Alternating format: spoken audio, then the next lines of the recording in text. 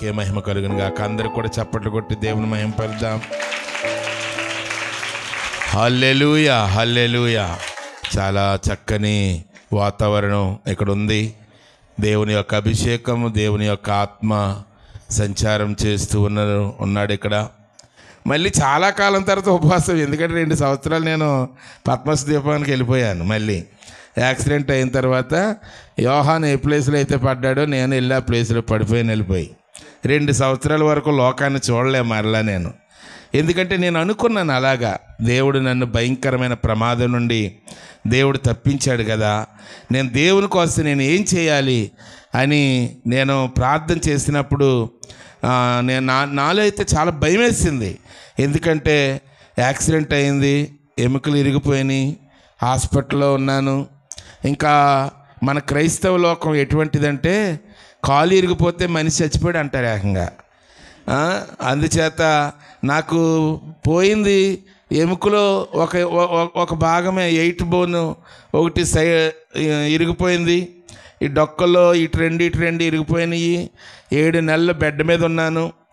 ఇంకా నేను అనుకున్నాను ఇంకా నన్ను వెలేసేస్తారు వీళ్ళందరూ కూడా. ఆ దొరబాబు గారు ఇంకా అయిపోయాడు, ఇంకా పని అయిపోయింది, వాడు ఇంకా వికలాంగులు లిస్టులో రాసేచ్చాడుది, ప్రతి నెల వాడు గవర్నమెంట్ నుండి సహాయం తీసుకోవచ్చు గనుక ఇంక వీడికి మీటింగులు లేవు, నుంచోలేడు, ఇంక పాడలేడు అనుకుని చాలామంది అనుకున్నారు. ఇదంతా ఆలోచించుకున్నప్పుడే నాకు చాలా భయం వేసింది. ఒకవేళ నా పరిస్థితి ఎలాగైపోతే ఏంటి అని నాకు చాలా భయం వేసింది. కానీ దేవుడు అద్భుతంగా దేవదూతను పంపించి రేపు నాకు సర్జరీ, రేపు నాకు ఆపరేషన్ అనగానే ఈరోజే దేవుడు మధ్యాహ్నం వచ్చి నా ఎముకలు అతికించేసాడు. దేవునికి స్తోత్రం. 4 లక్షలు కట్టమన్నారు. 4 లక్షలు అంటే చాలా భయం. అంటే నా కుటుంబాన్ని పోషించేవాడిని నేనే, అంటే దేవుని కృప ద్వారా రోజుకి కనీసం 8 మేము భోజనం చేయాలి. దేవుడు నాకు ఇచ్చిన కృపను బట్టి నేను బ్రతుకుతున్నాను, వాళ్ళని పెంచుతూ నేను బ్రతుకుతున్నాను. అంతేకాకుండా కొంతమంది అనాథల్ని నేను పోషిస్తున్నాను. అలాంటిది నా దగ్గర పైసా లేదు. 4 లక్షలు అంటే ఎలా కట్టం? ఏం కాదులే, చిన్న ఆపరేషనే, ఏం కాదంటున్నారు నన్ను. నాకు అర్థమైపోయింది. ఎంతో కరెక్ట్గా చెప్పండి, అబద్ధాలు ఆడకండి అన్నాను. ఎంతో కాదులేండి 3 లక్షలు కట్టమన్నారు. 3 లక్షలు అంటే ఎక్కడి నుంచి తేనప్పుడు? నా దగ్గర డబ్బులు లేవు అసలు. దేవుని దగ్గర ఏడ్చాను, బాగా ఏడ్చాను. అసలు ఎంత ఏడ్చానంటే కేకల మాట.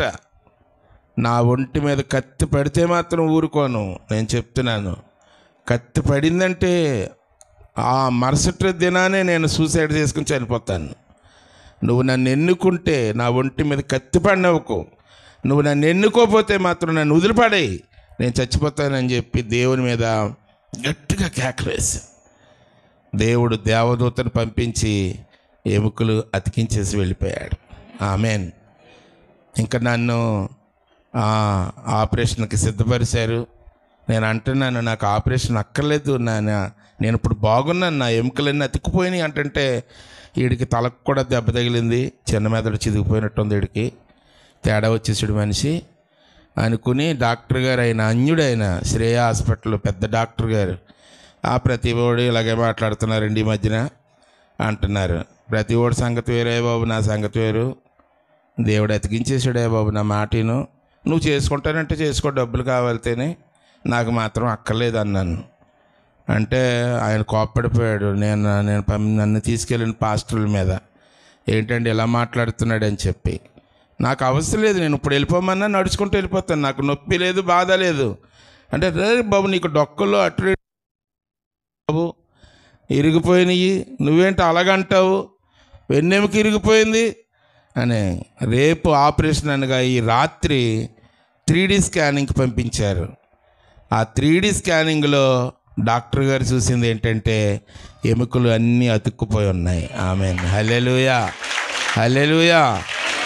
వెంటనే ఏంటండి ఎంత అద్భుతం, అది చెప్తుంటే మెంటలోడు అనుకున్నా నేను. అని అంటే, బాబు ఆయన చాలా మంచి దైవజనుడండి అని నా ఫేస్బుక్ అన్నీ చూపించారంట. బాబు ఎంత గొప్పవాడు అనమాట నా, అందుకని మీ దేవుడు ఎంత గొప్ప కార్యం చేశాడని చెప్పి ఆయనే స్వయంగా నా దగ్గరికి వచ్చి, అండి పాస్టర్ గారు క్షమించండి, మీకు ఆపరేషన్ అక్కర్లేదని చెప్పాడు. మరి నేను చెప్పాను కదా అన్నాను. నేను నమ్మలేదండి. నిజంగా మీ దేవుడు చాలా గొప్పవాడు. శ్రేయ హాస్పిటల్ డాక్టర్ గారి దగ్గరికి, ఆర్థోపెడిక్ డాక్టర్ గారి దగ్గరికి వెళ్ళి మీరు అడగండి. నేను ఇప్పుడు అంత దూరాన్ని చూస్తేనే ఆయన రమ్మని ముందు లోనికి పాస్టర్ గారిని అంటాడు. దేవునికి స్తోత్రం. మన దేవుడు ఎంత గొప్పవాడో. ఏం చేయాలో తెలియక నాకు ఎవరి కోసం ఎవరికి సాక్ష్యం చెప్పినా అంతా పరిశుద్ధమైనది తీసుకెళ్ళి కుక్కల దగ్గర వేసినట్టు, ముత్యాలు తీసుకెళ్ళి పందుల దగ్గర వేసినట్టుగా ఉంటాయి. ఈరోజు ఎవరు నమ్మట్లేదు, ఏమీ కూడా నమ్మట్లేదు. కాదు ఎలాగ చెప్తారు సోది అనుకుంటారు. ఇంకా నేను ఎవరికి చెప్పకుండా, ప్రభువా నీ సన్నిధిలో కృతజ్ఞతగా కొన్ని దినాలు నేను గడుపుతాను, నేను ఇంకెక్కడికి వెళ్ళను, నేను నీ సన్నిధిలో అన్నకు కూడా నేను పాస్టర్ గారికి కూడా చెప్పాను, అక్కడ కూడా ఏమన్నా అవసరం ఉందేమో, దేవుడు వెళ్ళమంటున్నాడు కదా మీరు వెళ్ళండి అని అన్న చెప్పారు నాతోటి. నిజంగా అక్కడికి వెళ్తే ఆయన అన్నారు, దొరబాబు నువ్వు ఏమీ చేయొద్దు, నీకు ఒక గెస్ట్ రూమ్ ఇస్తాం, అందులో పడుకో, వచ్చి వాళ్ళందరికీ ఎలాగ ఆరాధన చేయాలో చెప్పి, నీకు బాధ అయిందనుకో మళ్ళీ వెళ్ళి పడుకో అన్నారు. నీకు నెలకి 50,000 ఇస్తాను సరిపోద్దా అన్నారు. వామ్మో అని చెప్పి ఇంకా భోజనానికి భోజనము, డబ్బుకు డబ్బు, రెస్ట్కి రెస్ట్. అబ్బబ్బబ్బబ్బా, దేవుడు నన్ను ఎంత అలాగ కాచి కాపాడాడో. అందుకనే ఇలాంటి పాటలు బోళని రాసేసాను ఈ 2 సంవత్సరాల్లో. మీ ఓపిక నేర్చుకోవాలి కానీ. దేవునికి స్తోత్రం, హల్లెలూయా. గనుక ఈ దేవుడు చేసినటువంటి మేలులు నేను అనుభవిస్తూ మీకు చెప్తున్నాను. మీరు ఏది చెప్పినా కానీ అది మీ హృదయం అనే పలక మీద రాసుకోవాలి, నోట్సుల మీద కాదు. కొంతమందికి అలవాటు ఉంటుంది, వాక్యం అనగానే పుస్తకం తీసేస్తారు, ఇంత పొడుగు పెన్న తీసేసి ఇలాగని గీకెత్తా ఉంటారు చిత్రగుప్తులాగా. మళ్ళీ ఏం చెప్పామో చెప్పండి అంటే, అదేనండి అది పుస్తకం అక్కడ ఉంది చూసి చెప్తున్నాను, మళ్ళీ మాకు అదొక మళ్ళీ బడ్జెట్ అది. అవి కాదు, హృదయం అనే పలక మీద రాసుకోవాలి మనం. ఆమేన్, హల్లెలూయా. ఈ ఉపవాసం అడుగుతూ ఉన్నప్పుడు దేవుడిచ్చినటువంటి సందేశము నాకెంతో ఆశ్చర్యం వేసింది. ఈరోజు ఈ ఉపవాసము అనేసరికి కొన్ని విషయాలు దేవుడు మనకు తేటగా చెప్పినప్పుడు మనం ఏం చేయాలంటే, ఆ ఉపవాసము చేయగలిగిన రీతిలో మనం చేసినప్పుడు తప్పకుండా మనకి దాని యొక్క ప్రయోజనము మనకి కలుగుతూ ఉంటుంది. అసలు ఉపవాసము అనేటువంటిది ఎందుకు చేయవలసి ఉన్నది అని మనము చూసినప్పుడు, అసలు ఉపవాసం అనేది ఎందుకు చేస్తారంటేనంట, పాత నిబంధన గ్రంథంలో అయితే మనం చూసినప్పుడు ఇక్కడ 2వ దినవృత్తాంతాలు 20వ అధ్యాయము 3-4 వచనాలు ఒకసారి చూద్దాం.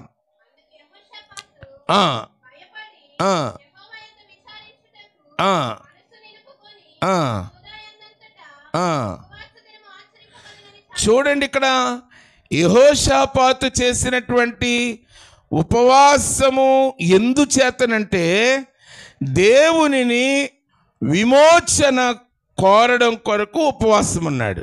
ఆమేన్.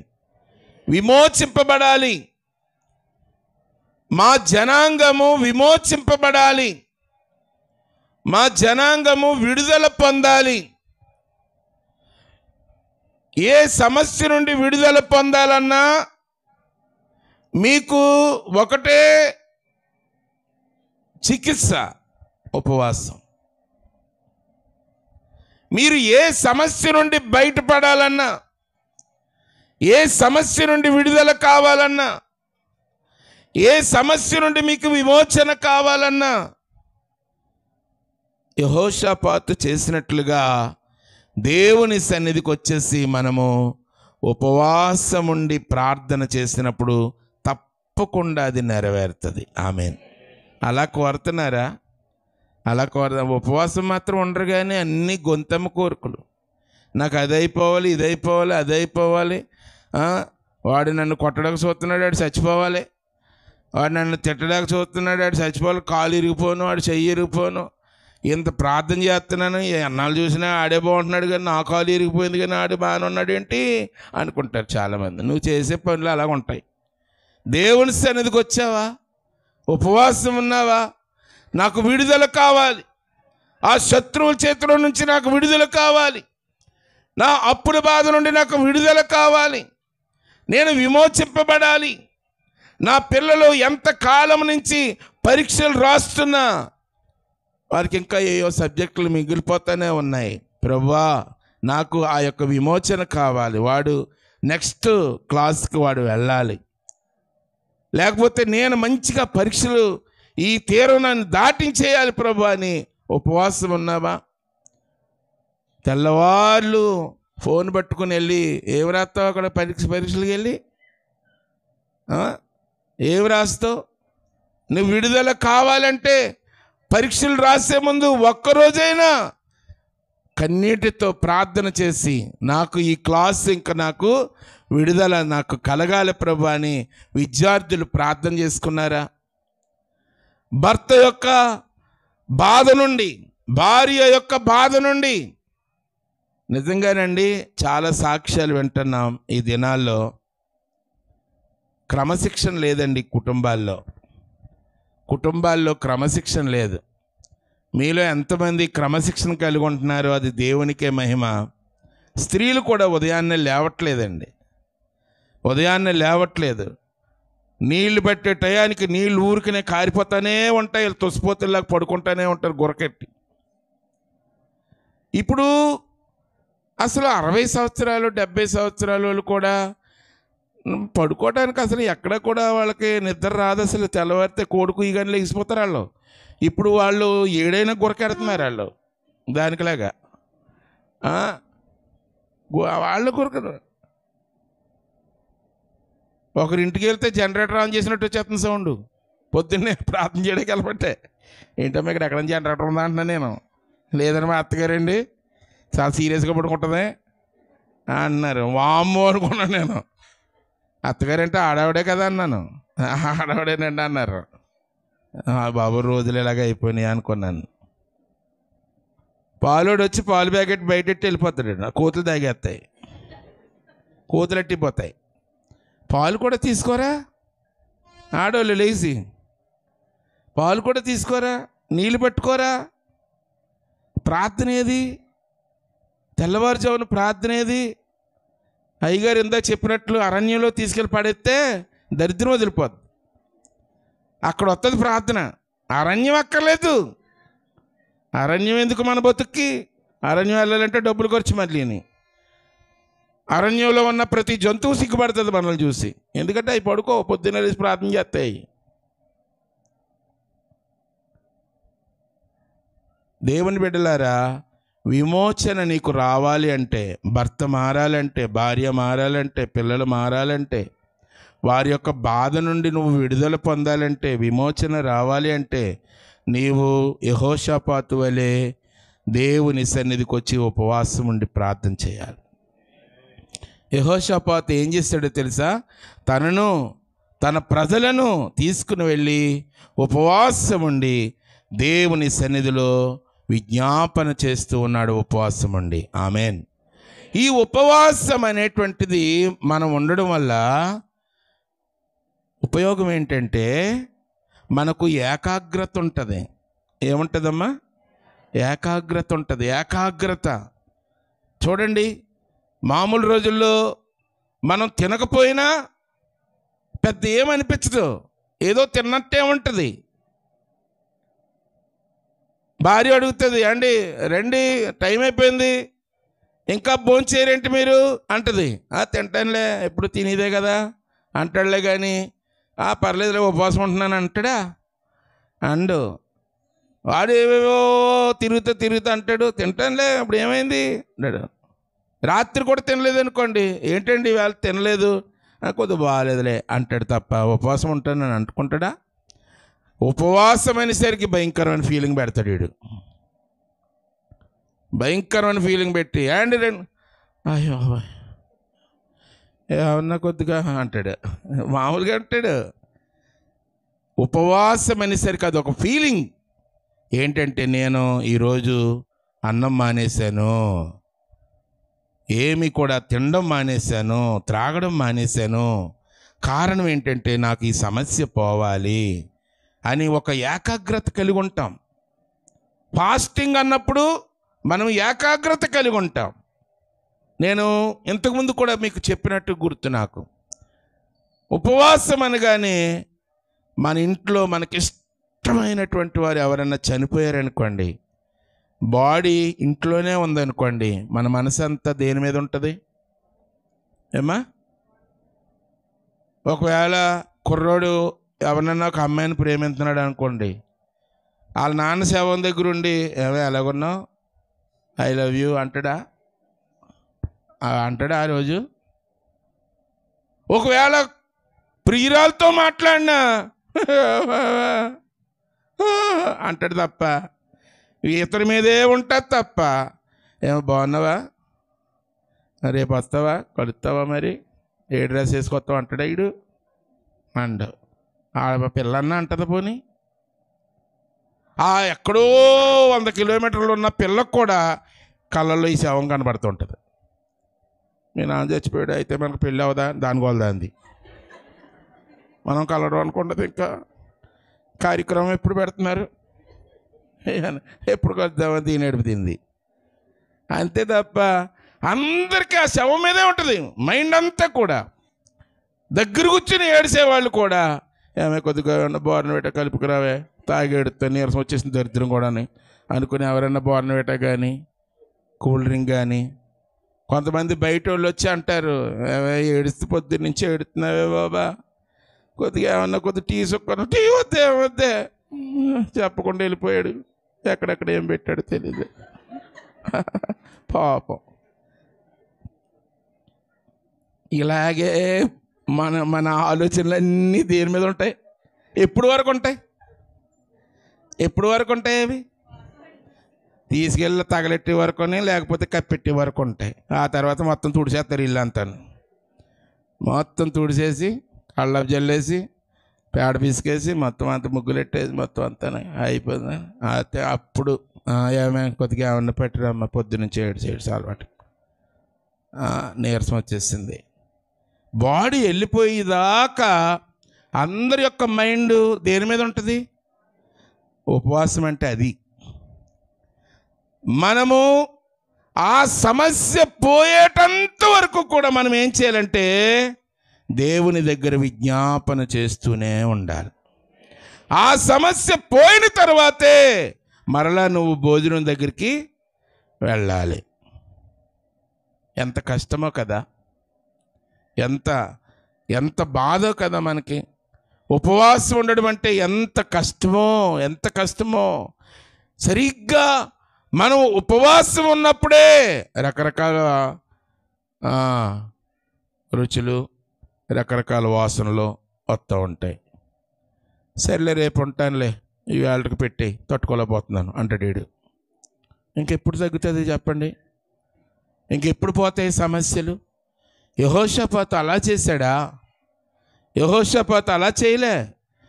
యెహోషాపాతు ఇశ్రాయేలీయులందరూ కూడా ఆ యొక్క శత్రువుల నుండి విడుదల పొందే వరకు కూడా ఉపవాసం ఉండి దేవుని దగ్గర విజ్ఞాపన చేశాడు. ఆమెన్, హల్లెలూయా.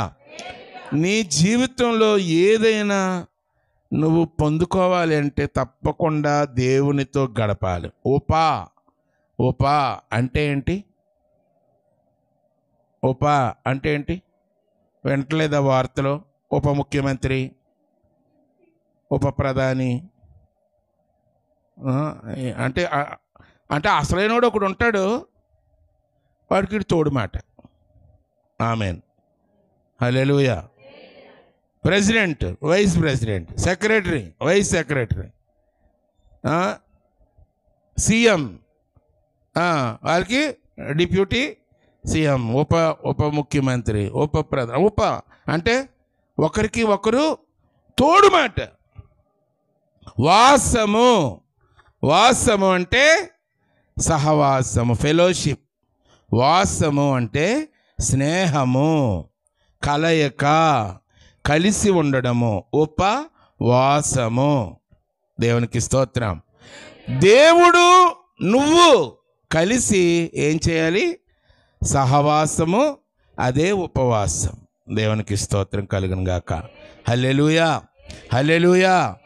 ఇది యెహోషాపాతు చేసినటువంటి పని విడుదల, విమోచన కావాలని కోరుకునేటువంటి మరి పని చేసినట్టుగా మనం చూస్తున్నాం. సమూయేలు మొదటి గ్రంథము 7వ అధ్యాయము 6వ వచనం చూడండి. వారు మిస్పాలో కూడుకొని నీళ్లు చేది యెహోవా సన్నిధిని కుమ్మరించి ఆ దినము ఉపవాసం ఉండి యెహోవా దృష్టికి మేము పాపాత్ములమని ఒప్పుకొనిరి. మిస్పాలో సమూయేలు ఇశ్రాయేలీలకు న్యాయము తీర్చుచూ వచ్చెను. ఇశ్రాయేలీలు మిస్పాలో కూడి ఉన్నారని ఫిలిస్తీయులు వినినప్పుడు ఫిలిస్తీయుల సర్దారులు ఇశ్రాయేలీల మీదికి వచ్చిరి. ఈ సంగతి ఇశ్రాయేలీలు విని ఫిలిస్తీయులకు భయపడి మన దేవుడైన యెహోవాను ఫిలిస్తీయుల చేతిలో నుండి మనలను రక్షించున్నట్లుగా మా కొరకు ఆయనకు ప్రార్థన చేయుట మానవద్దని సమూయేలు నొద్ద మనవి చేసిరి. సమూయేలు పాలు విడువని ఒక గొర్రె పిల్లను తెచ్చి యెహోవాకు సర్వాంగ బలిగా అర్పించి ఇశ్రాయేలీయుల పక్షమున యెహోవాను ప్రార్థన చేయగా యెహోవా అతని ప్రార్థన అంగీకరించెను. ఆమేన్, ఆమేన్, హల్లెలూయా. ఇక్కడ వారు చేస్తున్నటువంటి పని నిమిత్తము పశ్చాత్తాపము కలగడానికి ఇశ్రాయేలీయులు సమూయేలు చెప్పినట్లుగా చేస్తూ వారు ఉపవాసం ఉన్నట్లుగా మనము చూస్తున్నాం. పశ్చాత్తాపం, మనకు పశ్చాత్తాపం కలగాలి అంటే తప్పనిసరిగా దేవుని సన్నిధిలోనికి వచ్చి మనము ఉపవాసం ఉండాలి. Amen, amen. ఎవరితోనన్నా గొడవ పెట్టుకున్నాం అనుకోండి, ఆ గొడవ పెట్టిన వాళ్ళు ఎదురుకుండా తిరుగుతూ ఉన్నప్పుడు నీకు మనశ్శాంతి ఉండదు. మీ ఇద్దరికి సమాధానం లేకుండా ఆ రోజంతా గడిపే కంటే నువ్వు వచ్చి దేవుని సన్నిధిలోకి వచ్చి ఉపవాసం ఉండి నువ్వు దేవుని సన్నిధిలో ఆ పశ్చాత్తాపం నీకు కలిగినంత వరకు దేవుని సన్నిధిలో గడిపితే నీ హృదయము ఎంతో ప్రశాంతంగా ఉంటుంది. నువ్వు ఎవరితో అయితే గొడవ పెట్టుకున్నావో వాళ్ళు కూడా నీవు కనబడపోయేసరికి ఏంటి కనపడలేదేంటి, పాపం ఎక్కడికి వెళ్ళిపోయాడో ఏంటో, పాపం నేనే తిట్టాను, నేనే ఒక మాట అన్నాను అని దేవుడు వారిలో కూడా ఒక పశ్చాత్తాపాన్ని కలిగిస్తాడు. ఆమెన్. అంతేగాని వాళ్ళు అటు తిరుగుతుంటుంటే నువ్వు ఇటు చూస్తా, వాళ్ళు ఒక కన్ను చూస్తాను 2 కళ్ళుతో మిట్ల నుంచి చూస్తా, వాళ్ళు ఒక మాట అంటారేమో చూద్దాం, నేను 10 మాటలని నువ్వు దులిపేస్తాను పట్టుకుని అని ఎదురు చూస్తా. నువ్వు చేసిన తప్పు నీవు కప్పెట్టుకుంటూ ఎదుటివారు నీ పట్ల తప్పు చేసినా ఆ తప్పుని వారు చేసినట్లుగా వారికి తెలియకుండా ఉండేటట్లుగా నువ్వు అక్కడక్కడే తిరుగుతూ ఉంటుంటే నీ బిజీలో నువ్వు ఉంటే దేవుడు ఎన్నటికీ కూడా ఆ శిక్షను నీ వద్ద నుండి తప్పించలేడు. శత్రువులు మన మీదకు వస్తున్నప్పుడు శత్రువులను ఎదుర్కొనేటువంటి గొప్ప ఆయుధం ఏంటంటే నీవు దేవుని మందిరానికి వచ్చి ఒకవేళ తండ్రి నేను చేసిన పొరపాటు ఏంటి తండ్రి, నేను చేసినటువంటి నేరం ఏంటి ప్రభా, నేను చేసిన తప్పేంటి నాయనా అని నువ్వు ఒకవేళ బ్రతిమలాడి ఒకవేళ నా నుండి తప్పు వస్తే నన్ను క్షమించు ప్రభా అని పశ్చాత్తాపడితే దేవుడు తప్పకుండా నీకు శాంతి సమాధానము అనుగ్రహించేటువంటి దేవుడు. చేదైనటువంటి స్థలాలలో తీయటి నేటి ఓటను దేవుడు నీకు ఇస్తూ ఉంటాడు. దేవునికి స్తోత్రం చెప్పండి. చూడండి, ఉపవాసము దైవజనుడు ఇన్ని విధాలుగా చెప్పి నీవు చెయ్యి అంటే మనం చెయ్యం.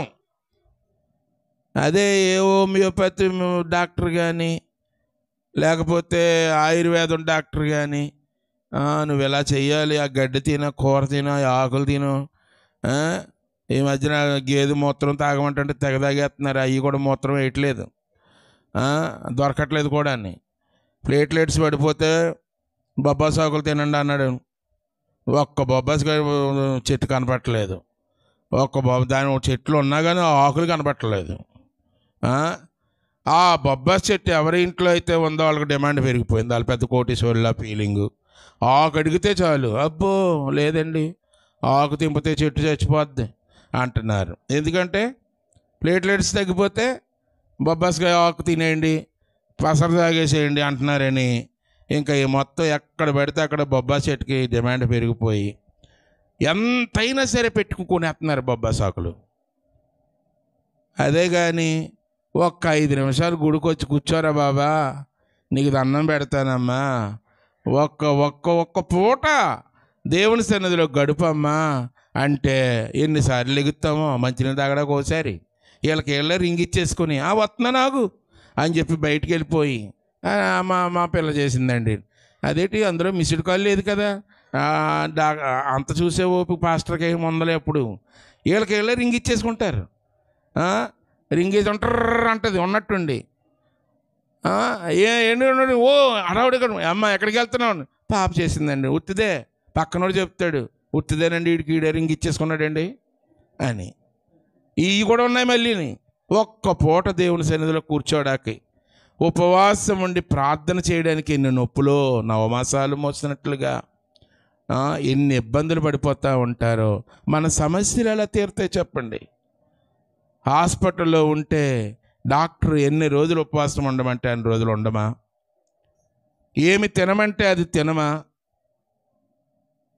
ఎలా ఉండమంటే అది ఉండమా?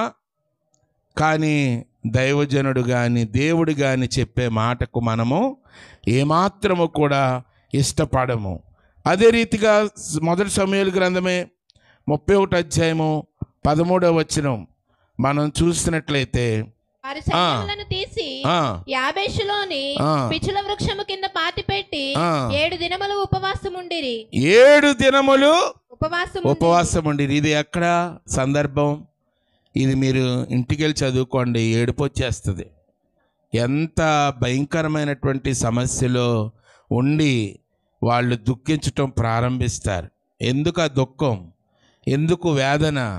దేవుడు ఎవరినైతే ఎన్నుకున్నాడో వారు దేవుడు గొప్ప చేయాలని ఆశపడినటువంటి మహామహా మేధావులు, రాజులు, అధికారులు, వాళ్ళ యొక్క జీవితాల్లో వారు చేసినటువంటి పొరపాటు నిమిత్తము, తప్పుల నిమిత్తము వారు ఈ లోకాన్ని వదిలిపెట్టి వెళ్ళిపోవలసినటువంటి పరిస్థితి ఏర్పడుతూ ఉంటుంది.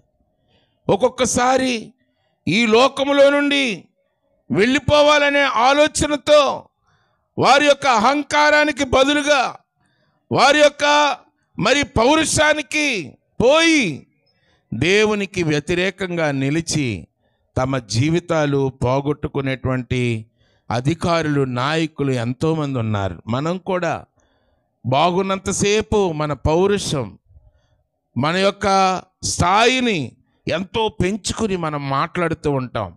మేము అలాగా ఇలాగా అని చెప్పి ఒకేసారి మన ఆర్థిక వ్యవస్థ అంతా కూడా కుప్పకూలిపోతూ ఉంటుంది. తెలియకుండానే చాప కింద నీరులాగా మన యొక్క అప్పులు పెరిగిపోతూ ఉంటాయి. దేవుని బిడ్డలారా, అటువంటప్పుడు చావే శరణ్యం అనుకుని చనిపోయేటువంటి సమయంలో కూడా దేవుని యొక్క సేవకులైనటువంటి బిడ్డలు ఏం చేస్తూ ఉన్నారు? ఆయన సన్నిధిలో ఉపవాసం ఉంటూ ఉన్నారు. ఆ దుఃఖాన్ని దిగమింగుకోవడానికి, ఆ దుఃఖం నుండి బయటికి రావడానికి వాళ్ళు ఏం చేస్తున్నారంటే దేవుని సన్నిధిలో వారు గడుపుతూ ఉన్నారు. దేవుని బిడ్డలారా, మనం ఎన్ని మాట్లాడుకున్నా, ఎన్ని సందర్భాలు మనకి ప్రతికూలమైన సందర్భాలు ఎదురైనా ఒక్కటి వాటన్నిటినీ కూడా జయించడానికి మనము కేవలము ఉపవాసం ఉండి ప్రార్థన చేయాలి. తలలు వంచండి. ఒక మాట నేను మీకు చెప్తాను. తలలు వంచి దేవుని వైపు మీ హృదయాలు కేంద్రీకరించండి. దేవుని వైపు మీరు ఆలోచించుకోండి. దేవుని వైపు చూడండి. దేవునిని అడగండి. మీకున్న ప్రతికూల సమస్యలు ఎలాగున్నాయి, వీటిని పోగొట్టాలంటే ఎలాగా? ఇన్ని అప్పులు సమస్యలు ఉన్నాయి ఇంట్లో, భర్త మారడం లేదు, నా భార్య ఎదురు తిరుగుతుంది, నా పిల్లలు మారడం లేదు, 30 సంవత్సరాలు 40 సంవత్సరాలు వచ్చిన నేనే పెంచవలసి వస్తుంది వాళ్ళని, వాళ్ళు ₹1 కూడా తీసుకుని వచ్చి మా ఇంట్లో నా కష్టాల్లో పాలు పుంచుకోవట్లేదు, ఎలాగ దీన్ని గట్టెక్కించాలి? ఎలాగా? ప్రతి వాళ్ళు కూడా చూసి మమ్మల్ని చిన్న చూపు చూస్తున్నారు, వీళ్ళ దగ్గర ఏముంది అని వెటకారంగా మాట్లాడుతున్నారు. ఎలాగ దీని నుండి తప్పించుకోవాలంటే, దేవా నీ సన్నిధిలో నేను గడుపుతానయ్యా, నీ సన్నిధిలో నేను ఉపవాసం ఉంటాను తండ్రి, ఆ శక్తిని నాకు దయచేయి ప్రభువా. అది దేవుడే ఇవ్వాలి. యేసు ప్రభు యొక్క జీవితం చూడండి. ఈయనే నా ప్రియ కుమారుడు, ఈయన యందు నేను ఆనందించుచున్నాను అని బాప్తిసం తీసుకుని నీటిలో నుండి బయటకు వచ్చిన వెంటనే ఒక గొప్ప శబ్దం విన్నాను. అక్కడున్న వారందరూ విన్నారు. అబ్బో, దేవుని ప్రియకుమారుడు అంటారా యేసు ప్రభు అని అనుకున్నారు. కానీ యేసు ప్రభు కూడా తప్పలేదు. అరణ్యంలోనికి తీసుకుని వెళ్ళిపోయాడు. 40 రోజులు ఆహారం తినకుండా, పానీయం లేకుండా యేసు ప్రభువే గడపవలసి వచ్చింది. దేవుని బిడ్డలారా, 40 రోజులు అయిపోయిన తర్వాత మరలా నువ్వు లోకంలోనికి వెళ్ళాలి.